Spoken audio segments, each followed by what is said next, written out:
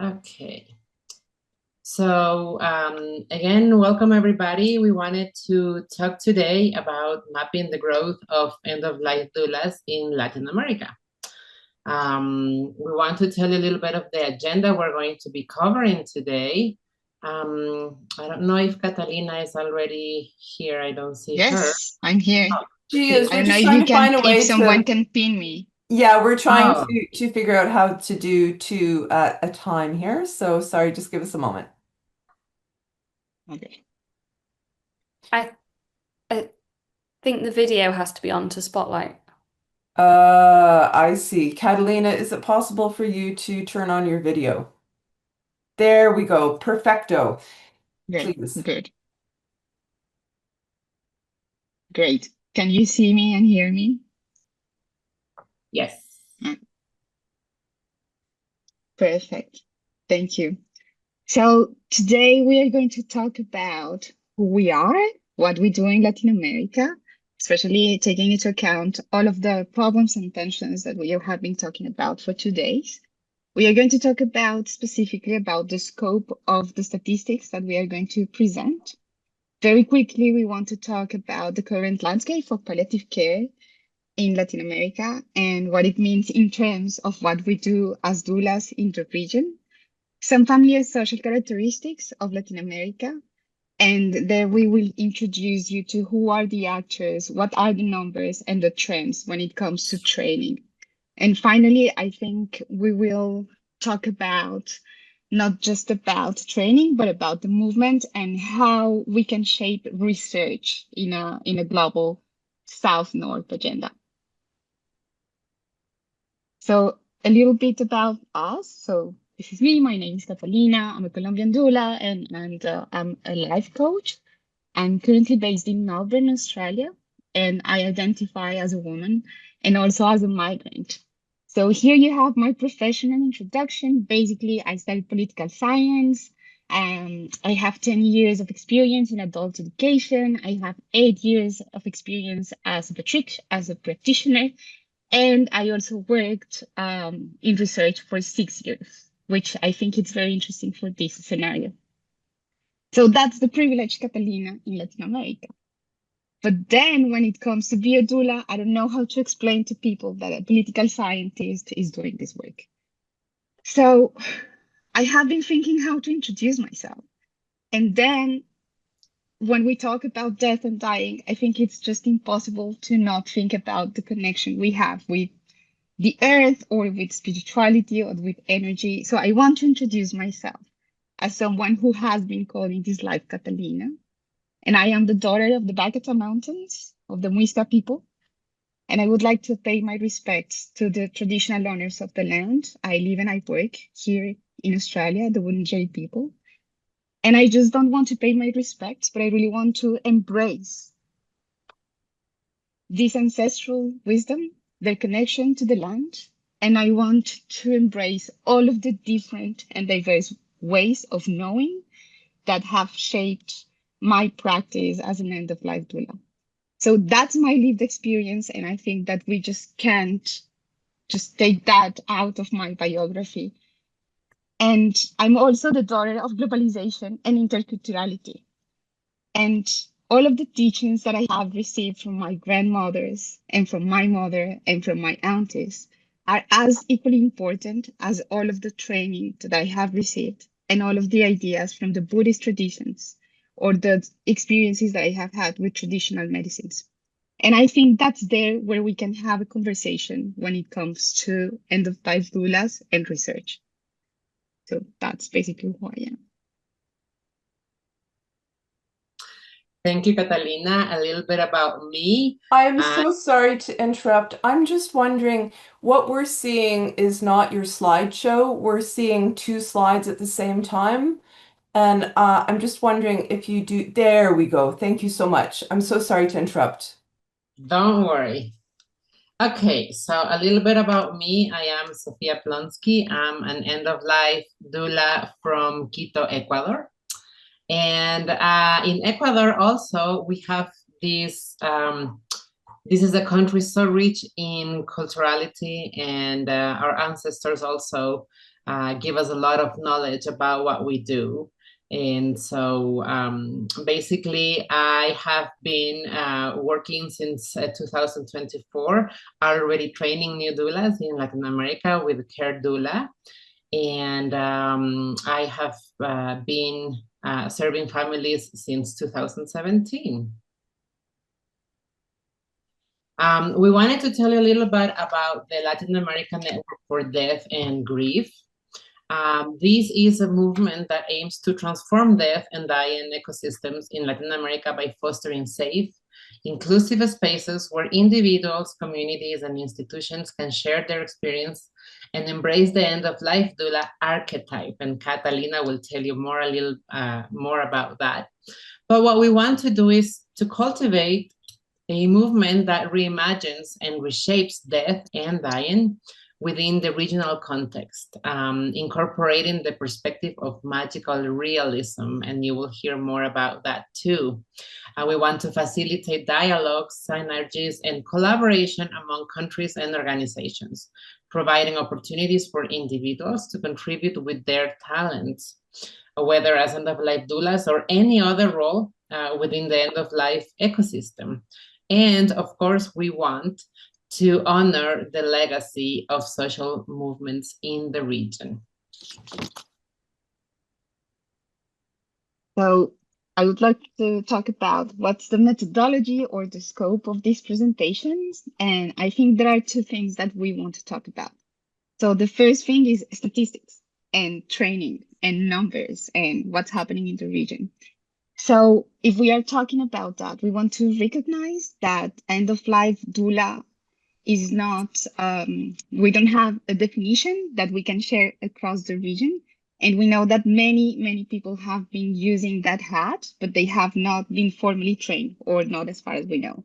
So those people are not part of what we are going to present. The second thing is that we know that there are many organizations in Latin America that are training non-medical professionals and volunteers in end-of-life care, but we didn't reach out to them, and we are not making them part of the statistics that we are going to present to you. So what we did is that when we created this movement or this network, we invited some people to talk about what we think a death doula is or should be in Latin America. And we define very specific and like a minimum of what the hours and the content of that training should be. So we reached out to the REDLA members, and we had a couple of semi-structured interviews with many of them. And what we are going to present is the statistics, those organizations that are part of these conversations and are part of the network shared with us. We also have some semi-structured interviews with the Brazilian researcher Glenda Agra and with Daniela Alburquerque, who is from Chile. And we also took some notes from the education committee that is part of the network. So this is what we will be talking about today. And then the second part will be probably a little bit more about the movement, which is different just from training, and how we can fill this gap between practice and research. Okay, so we wanted to show you today a little bit about the current landscape of palliative care and end of life in Latin America. This is very interesting. You can see that only 7.6% of the population in Latin America receives access to palliative care compared to the 14% worldwide. And so that's very low. And this is due to poor access to essential medications and the lack of unenforced regulatory frameworks. You can see that only 8 out of 33 countries in the regions have a palliative care law in place.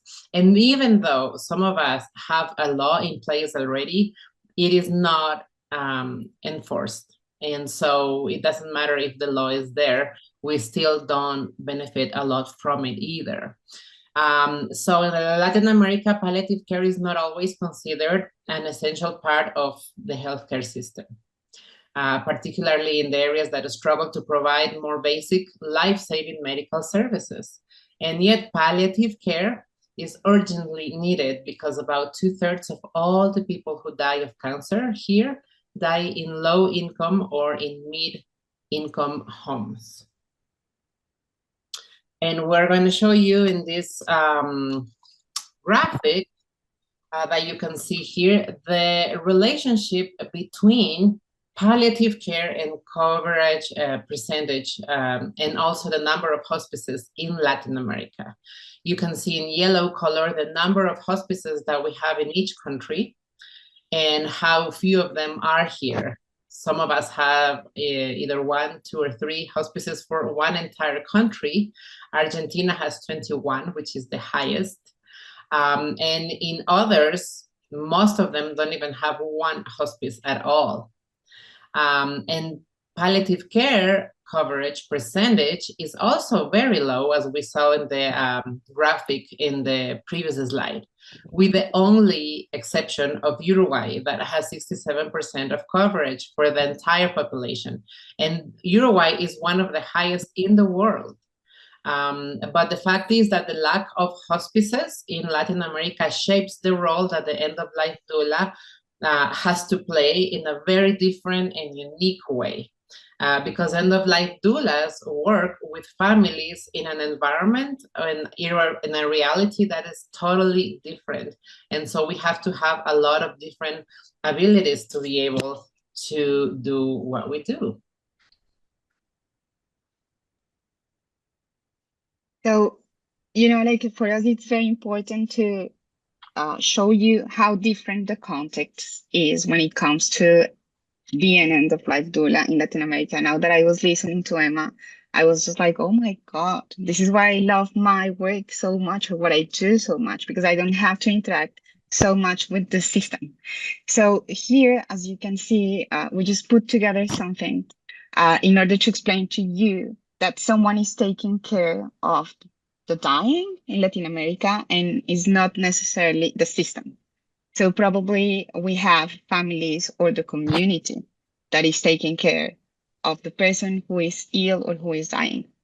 So in the last 8 or 9 years that we have been practitioners with Sofia and with others, we have seen a very important change in the way in which we, like in what we do. So number one, in the last couple of years, if someone is dying and that person is over 65, what we can see is that that person has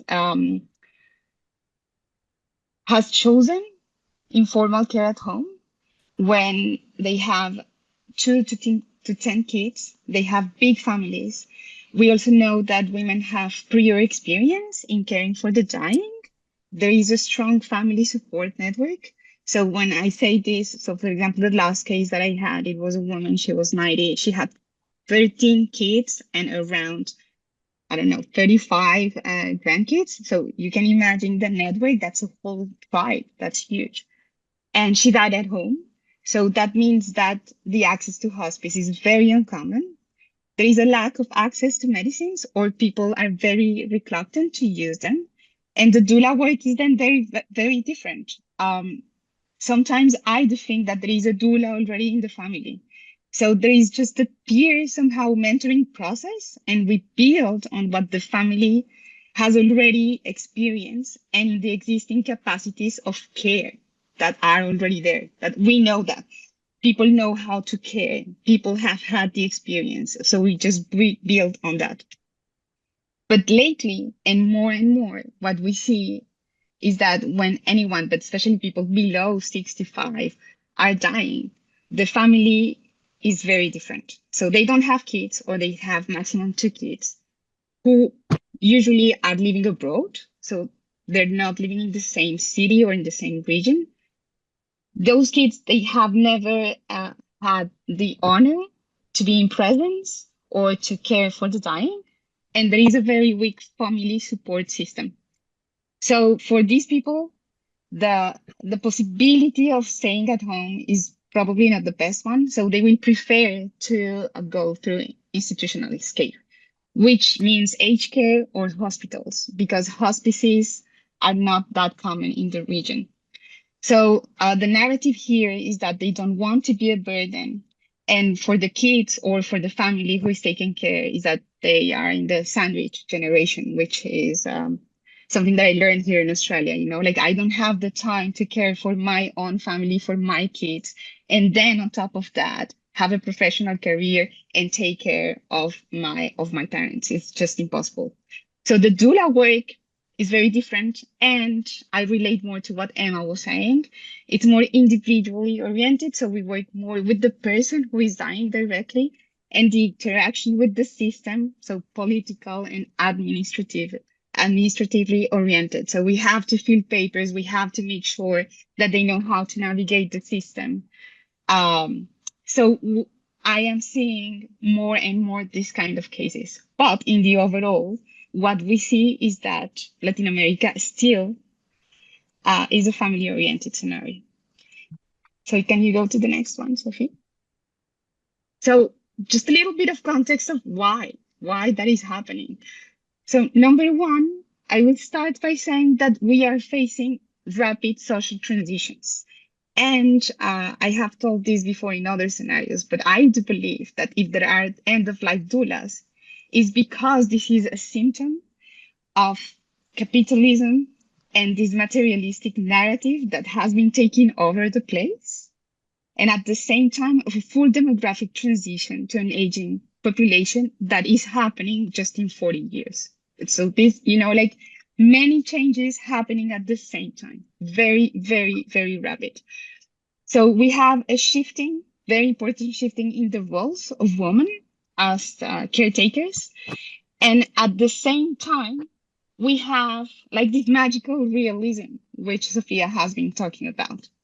So I don't know if you have heard of Isabel Allende or Gabriel Garcia Marquez, but if you haven't, I highly recommend to read their books, which is about society that is very Catholic, that is very conservative, but at the same time, they are just very, very open to the possibility of talking to objects or believing that there is a ghost or doing rituals or having indigenous and Afro-descendant rites or cultures or singing. I don't know. It's very embedded in our culture. And that means that there is openness to other ways of living and dying, which is fantastic. So this is changing again, but it's just a very, very, very different scenario for us to work. So I don't want to romanticize this, but when you have this, plus dying at home, plus not having access to medicines, then I can tell you that what I have seen has completely changed the way in which I understand death and dying. And I have developed a critical thinking when it comes to the training and the information I received when I trained as a doula in the Global North. So there you go. Can keep going, Sofia. Okay, so here we have a graphic that to us is one of the most important graphics that we have in the entire presentation, because this is a brief history of the main actors in end-of-life care in Latin America. So we started presenting since 2008, that we have the organization El Faro training people accompanying the dying. But before that, we had many actors already. Since the year 2000, we have seen people already working in the end-of-life care system in Latin America. From here, we can see that the fieldwork began a lot earlier. In fact, end-of-life doulas were trained even though they weren't even known as doulas, because the term was not even used or known in our area, but we use other terms that you will see later. El Faro began training people to accompany at the end of life in 2008. We have the presence of the Elizabeth Kubler-Ross Foundation in several countries in Latin America. And from 2017 on, you will see that we have 4 doulas that are the first doulas, one in each country, that were trained by institutions in the United States. But when we got together we realized that we spoke the same language and that the collaborations amongst us began. And so between 2017 and 2022, we started to spread the word. We started going to interviews, participating in local and international events, translating super important books, until the network was founded in 2022.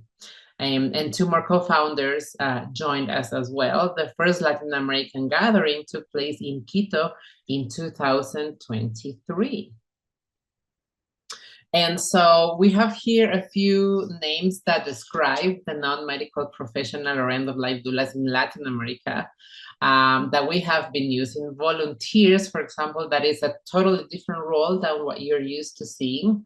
Thanatologist, centinela, partera, acompañante, and there are many more. We just use a few of them here.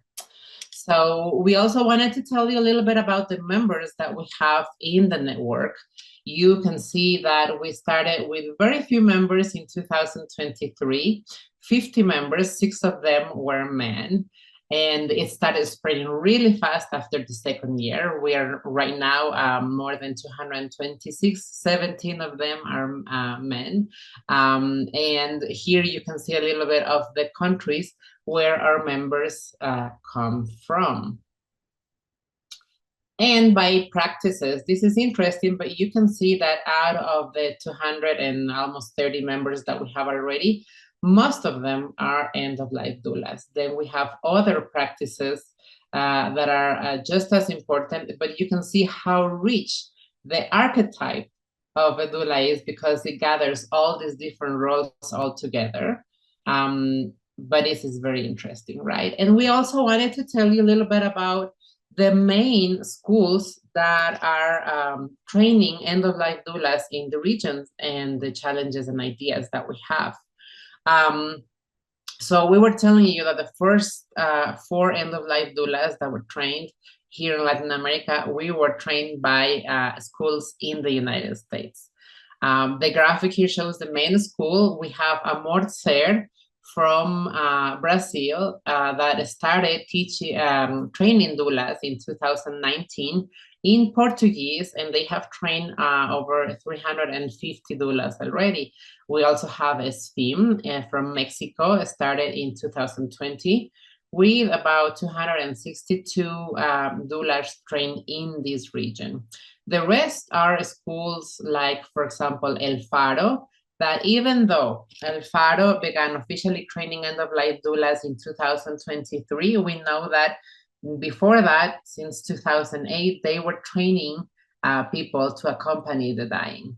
We have the Elizabeth Kubler-Ross in Guatemala beginning in 2024, and Care Doula with Livedula started training doulas since last year, 2024 as well. So we want to recognize that we're learning from experience from other regions where we were seeing difficulties from the early stages of the movement with a little bit of resistance to implement training and training that will include programs in Latin America that would include our cultural and traditional practices. And now we're trying to implement a training system that will include our own way also to accompany the dying. I do want to mention that there are some organizations that are listening and that they have been supporting and working with us since the beginning of the network. And I'm also proud to be representing and training with one of them in training new doulas. So there are people and organizations that are listening, but for us, a complete program would include the experience and structure of the bigger schools combined with our local traditions and wisdom. So we want to open up to the possibility that we do not need to stay only with the pre-established, but instead open up to the possibility to combine wisdom and experiences.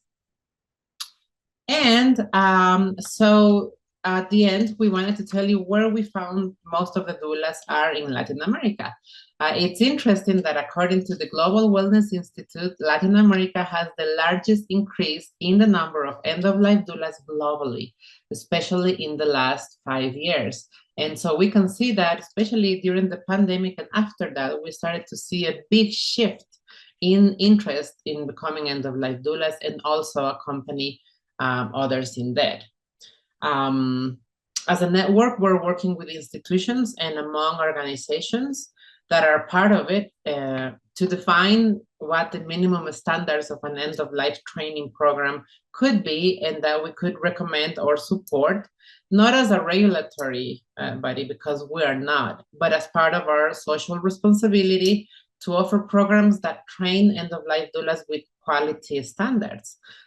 We feel the need to differentiate from other courses like those generated, for example, with artificial intelligence and online, and also work to open doors to have more practices in institutions that are still very comfortable, at least where we are, to open the doors for us.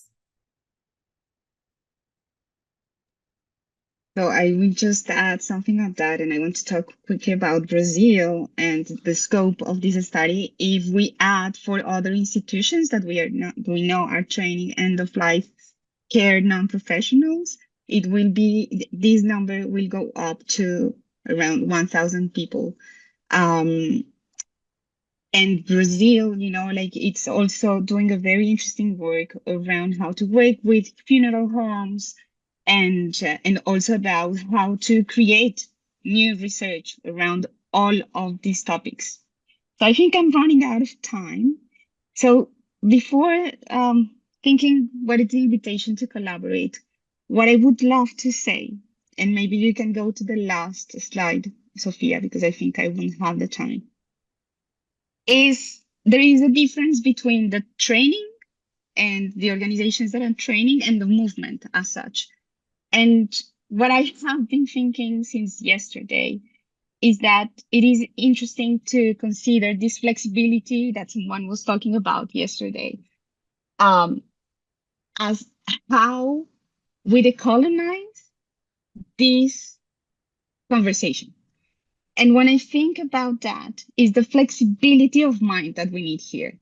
So how difficult or how easy it is for all of us or for the scholars to just open their minds to other paradigms that are not just the materialistic, which is the one that speaks with systems, that needs data and all of that.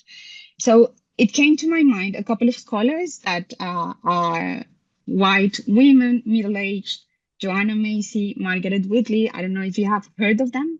So what they have come with is a beautiful, beautiful research in which they incorporate different ways of understanding reality. So they explore the ecological paradigm, the mythopoetic one, and this is how they shape a different way in which they understand, but in which also they shape a community of practice. So for me, like based on these authors that I have read and who embrace interculturality and who embrace other ways to see and to live this reality, we propose from Latin America that the end-of-life doula is an archetype. And as an archetype, it has a spiritual and an emotional DNA that governs our psyche and our soul, regardless of our cultures, our gender. And it's not something that is just innate to human knowledge, but it lives within us and it expresses itself through us. And it's essential for not just for the dying, but also for the social experience. So it's a community that is experiencing death and dying. So I will just finish because I think I ran out of time, but it's not just how and what we are doing this research, but it's also how. So very quickly, I just want to tell you that sometimes with Sofia and with our colleagues who are here, we share our dreams, or we do acknowledgement of countries. We create rituals. So it's not just about what an end-of-life doula is, but how we receive the information and how we share it with others. And from a possible research agenda, I think that opens like a very different scenario of the one that we were talking about yesterday, when the doulas are not just professionals or a role, but it expands the definition.